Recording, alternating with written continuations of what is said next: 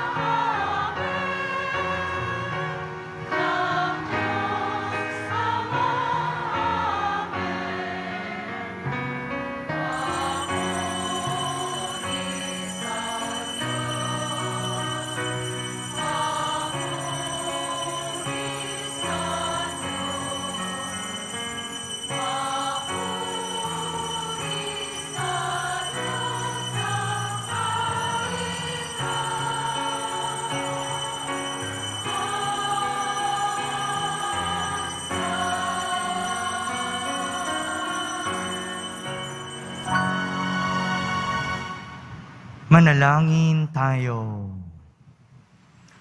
Ama naming makapangyarihan, iniatas ng iyong anak kay Santa Maria Magdalena, una sa lahat, ang pagbabalita tungkol sa maligaya niyang pagkabuhay.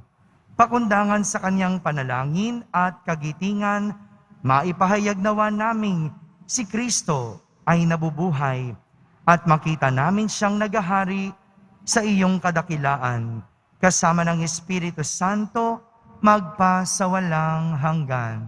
Amen. Magsupo muna ang lahat.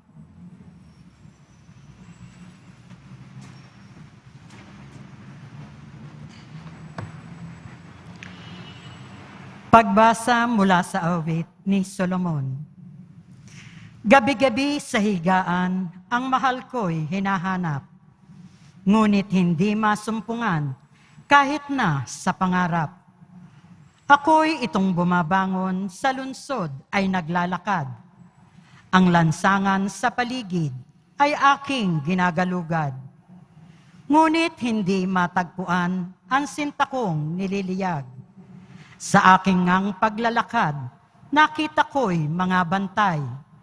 Nagmamanman, naglilibot sa paligid sa lansangan. Sa kanila ang tanong ko, mahal ko ba ay nasaan? Nang kami ay maghiwalay ng nasabing mga tanod, bigla na lang na nakita ang mahal kong iniirog. Ang salita ng Diyos. Salamat sa Diyos. Aking kinasasabikan, Panginoon, ikaw lamang. Aking kinasasabikan, Panginoon, ikaw lamang. O Diyos, ikaw ang aking Diyos na lagi kong hinahanap. Ang uhaw kong kaluluway, tanging ikaw, yaong hangad.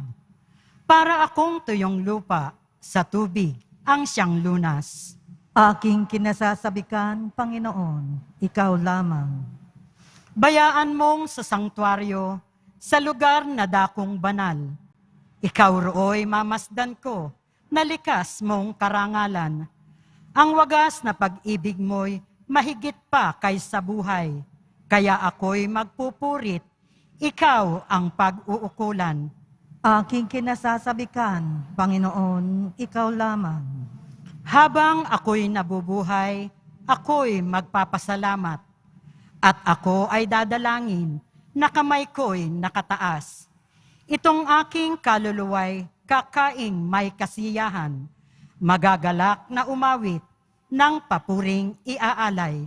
Aking kinasasabikan, Panginoon, ikaw lamang. Pagkat ikaw sa tuwina ang katulong na malapit. Sa lilim ng iyong pakpak, galak akong umaawit. Itong aking kaluluway sa iyo nang hahawak. Pagkat ako, kung hawak mo, kaligtasay natitiyak. Aking kinasasabikan, Panginoon, ikaw lamang. Magsitayo po ang lahat.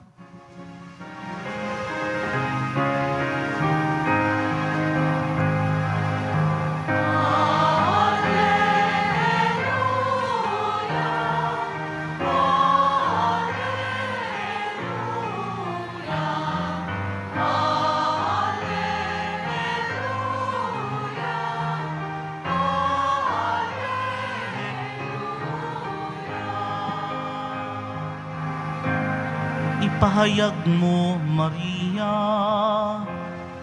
na si Kristo'y nabuhay na. Libingan niya'y iyong nakita.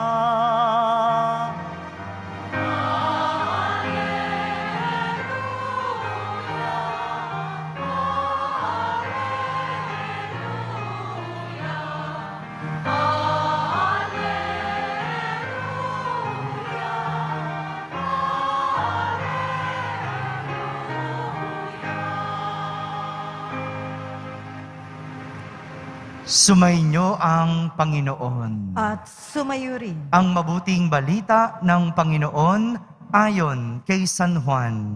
Papuri sa iyo, Panginoon.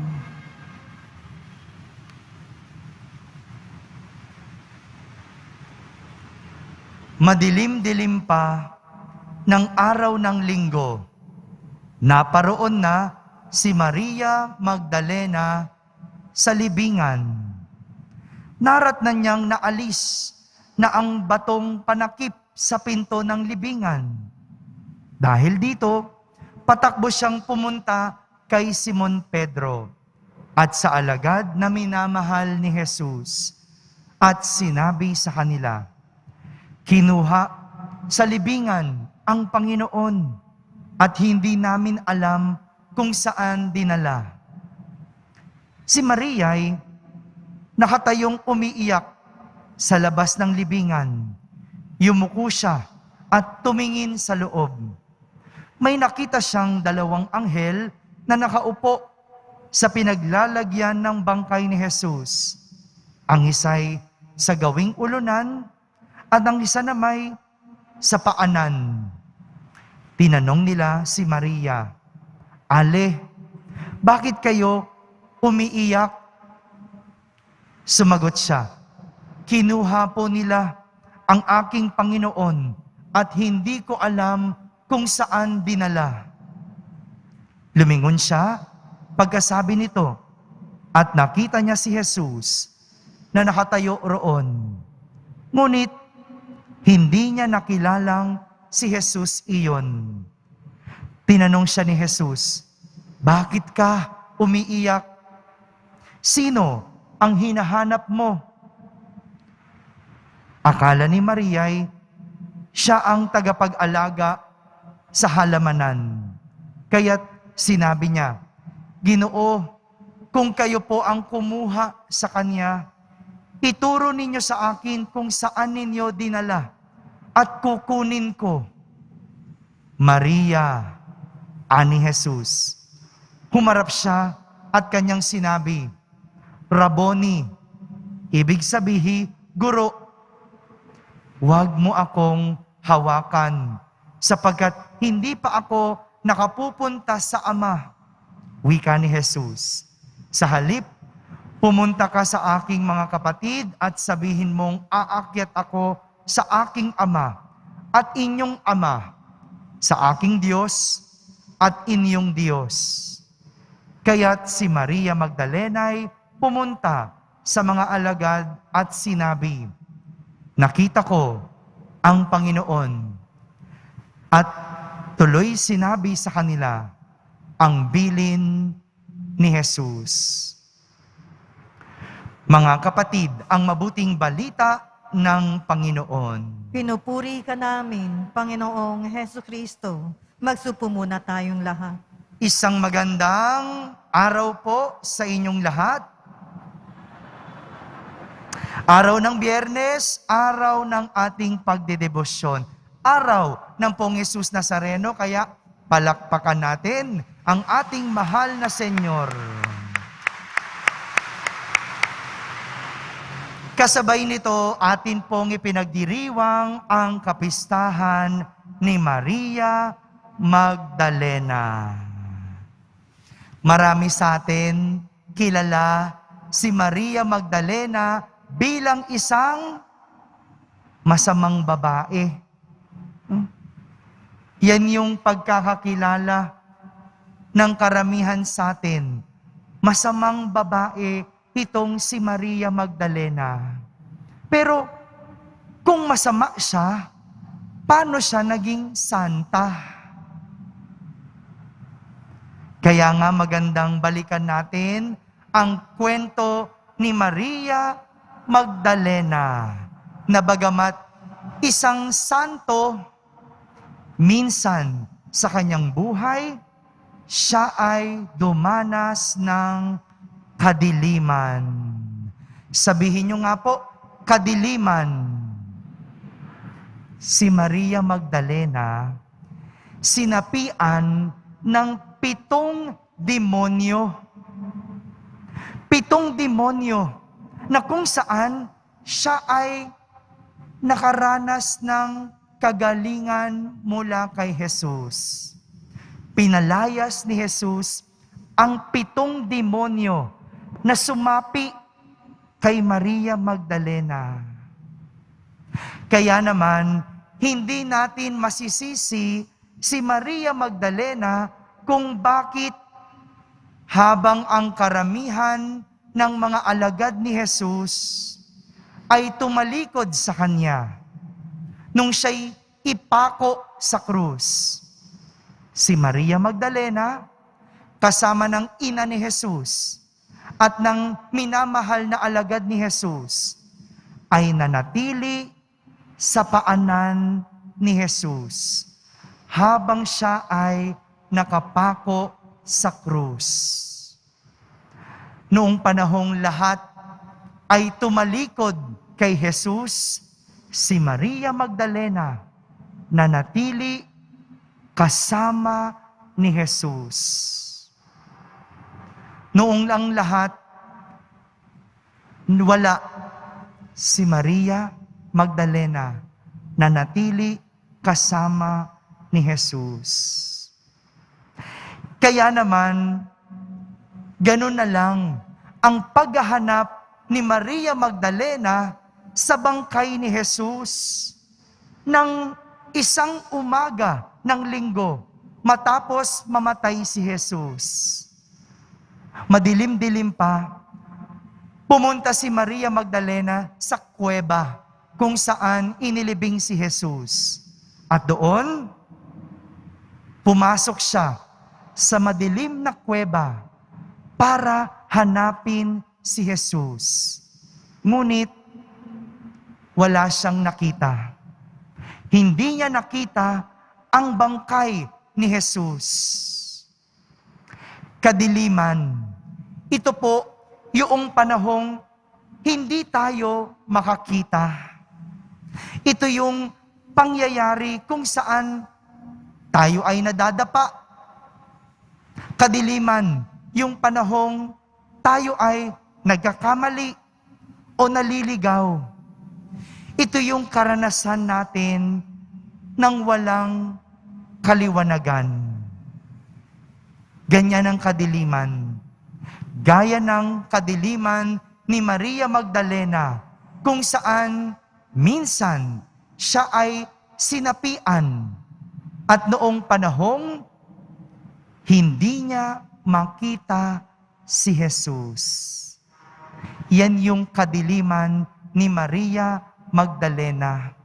Nung siya'y sinasapian at nung hinahanap niya si Jesus.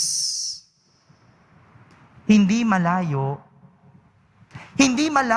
ang ganitong karanasan natin sa buhay. Iisang madilim na pangyayari, pero iba't ibang karanasan para sa atin. Maaaring ang iba, ang kanilang kadiliman ay yung hiwalayan o kaguluhan ng kanilang relasyon. Para sa iba, ang kadiliman ay pagkatalo o pagkabagsak. Para naman sa iba, pwedeng sakit o dalamhati o pagkasawi. Para sa iba, ang kadiliman ng kanilang buhay ay ang kanilang pagkadapa at pagkaligaw ng landas.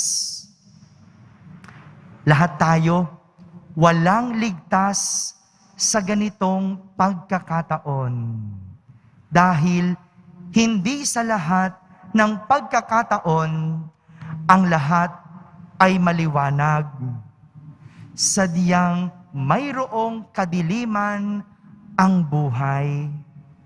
Kaya kung hindi mo makita ang Diyos sa iyong buhay, kung hindi mo maramdaman ang Diyos sa iyong buhay, kung hindi mo nakikita ang Diyos sa mga panahon ngayon, okay lang yan. Sadyang ang tao nakakaranas ng kadiliman. Pero kung ikaw ay hindi nakakakita ngayon, dalawa lang yan. Ikaw ay bulag o ikaw ay tulog. Tingnan mo yung katabi mo. Gising ba yung katabi mo? Sabihin mo, hindi mo talaga makikita ang Diyos. Kasi ikaw ay tulog. Naku. Yun yung mahirap, no? May mata ka, pero hindi mo makita ang Diyos. Hindi dahil madilim, kundi ikaw ay tulog. Mga kapatid, sadyang ang buhay may kadiliman. Ngunit sa kabila ng kadiliman, ang ipinapakita sa atin ng buhay ni Maria Magdalena ay tanging kay Jesus lang tayo makakatagpo ng kaliwanagan. Si Jesus lang ang makakapawi ng dilim. Kaya't sa panahon ng kadiliman, si Jesus lang ang ating lalapitan. Si Jesus lang ang ating hahanapin at pupuntahan. Hindi maiiwasan ang dilim sa buhay. Kaya sabihin mo sa sarili mo, okay lang yan. meron tayong Jesus na magdadala sa atin sa kaliwanagan. Amen. Amen. Magsitayo na po ang lahat.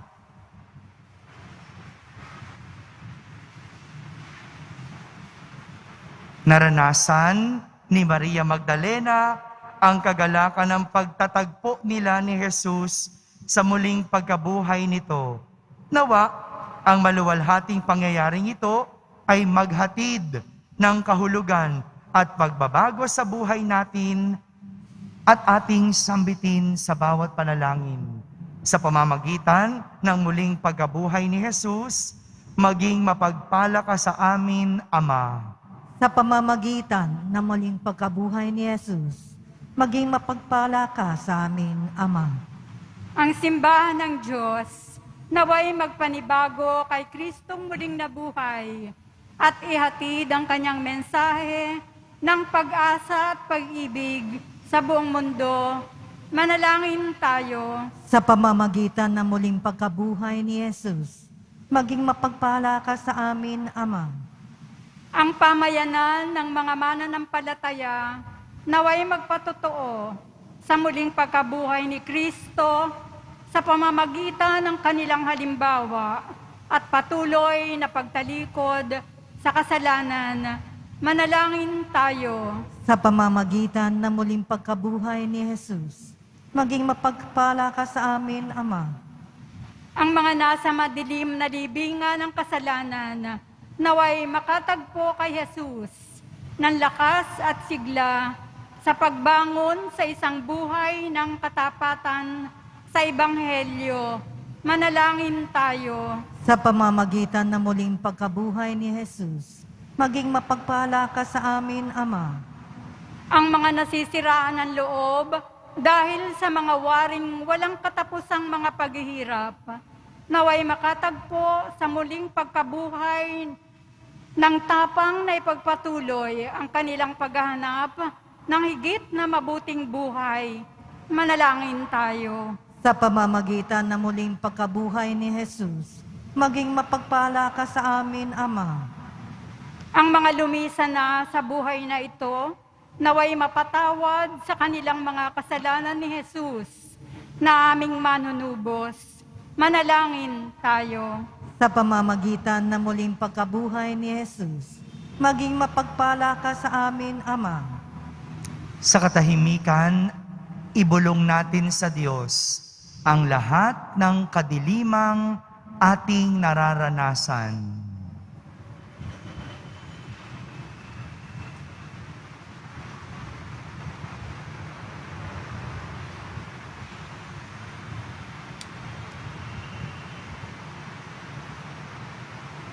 Manalangin tayo.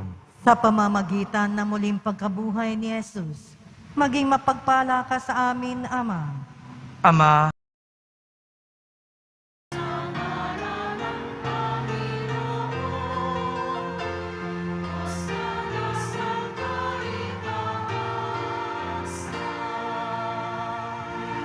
Magsiluhod po ang lahat.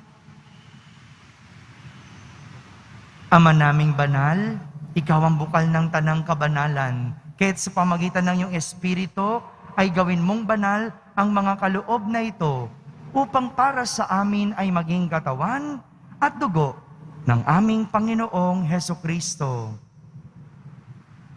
Bago niya, pinagtiisang kusang loob na maging handog, hinawakan niyang tinapay, pinasalamatan kanya, pinaghati-hati niya iyon, iniyabot sa kanyang mga lagad at sinabi, "Tanggapin ninyong lahat ito at kanin. Ito ang aking katawan na inihahandog para sa inyo."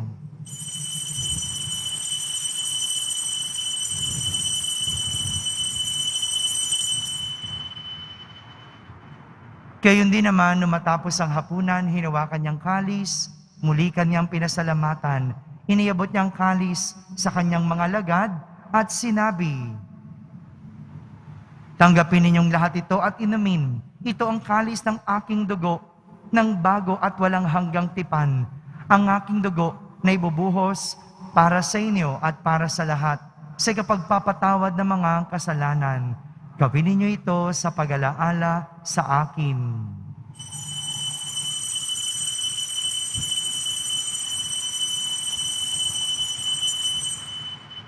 Magsitayo na po ang lahat. Ipagbunyi natin ang misteryo ng pananampalataya.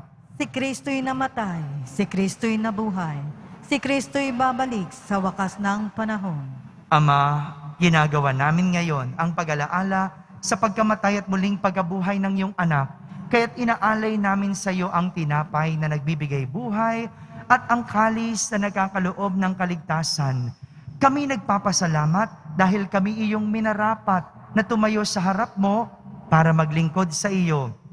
Isinasamo namin kaming magsasalo-salo sa katawan at dugo ni Kristo ay mabuklod sa pagkakaisa sa pamamagitan ng Espiritu Santo. Ama, lingapin mo ang iyong simbahang laganap sa buong daigdig. Puspusin mo kami sa pag-ibig kaysa ni Francisco na aming Papa, ni Jose na aming Obispo at ng Tanang Kaparian. Alalahanin mo rin ang mga kapatid naming nahimlay na may pag-asang sila'y muling mabubuhay, gayon din ang lahat ng mga pumanaw. Kaawan mo sila at patuloyin sa iyong kaliwanagan.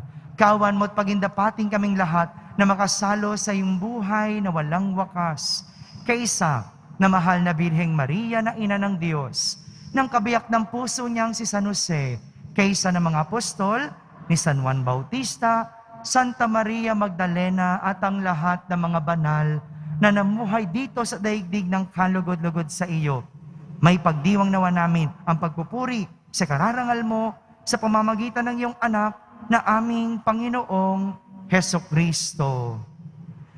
Sa pamamagitan ni Kristo, kasama niya at sa Kanya, ang lahat ng parangal at papuri ay sa iyo, Diyos Amang makapangyarihan, kasama ng Espiritu Santo, magpa sa walang hanggan.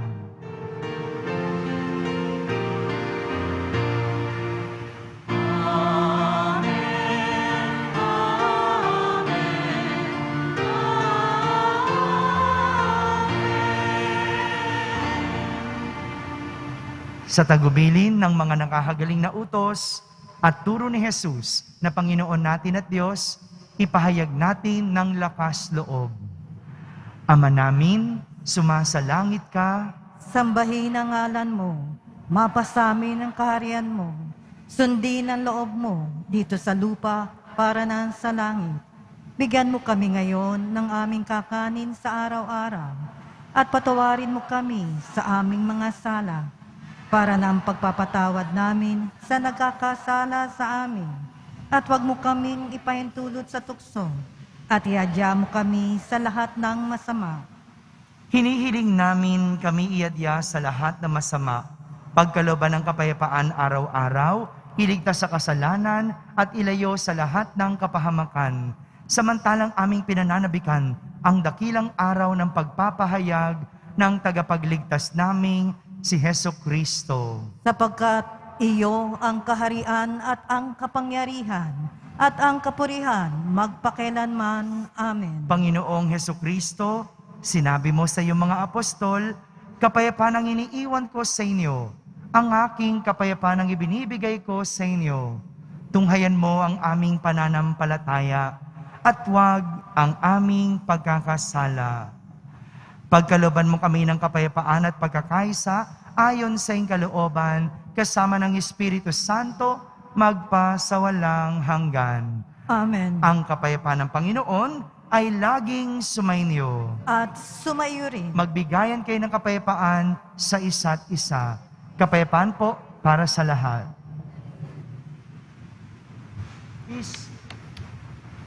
Kordero ng Diyos na nag-aalis ng mga kasalanan ng sanlibutan, maawa ka sa amin.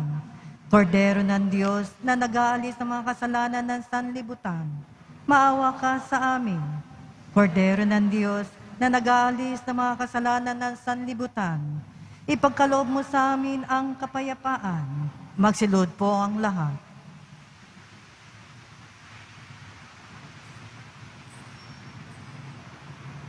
Ito ang kordero ng Diyos. Itong nag-aalis ng mga kasalanan ng sanlibutan. Mapalad ang mga inaaniyahan sa kaniyang piging. Panginoon, hindi ako karapat-dapat na magpatuloy sa iyo. Ngunit sa isang salita mo lamang ay gagaling na ako. Ang katawan ni Kristo, Amen.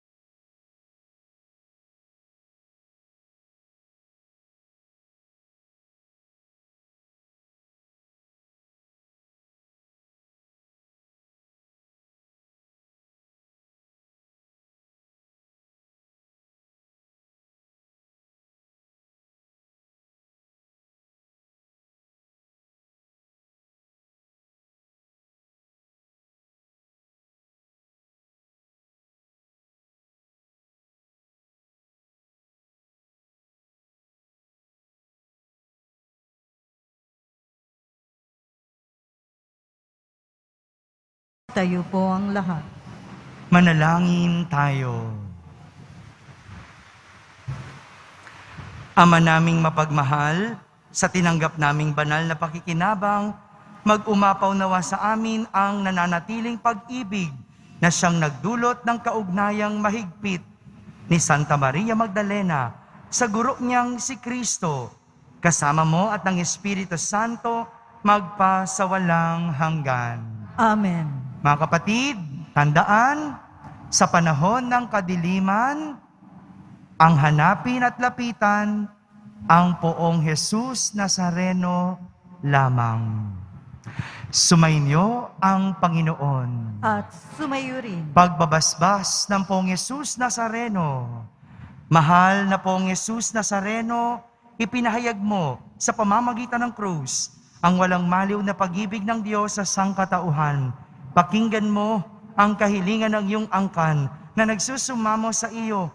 Makamtanawan nila ang inyong katugunan at tanggapin ang kasagutan na may utang na loob na tinatanaw.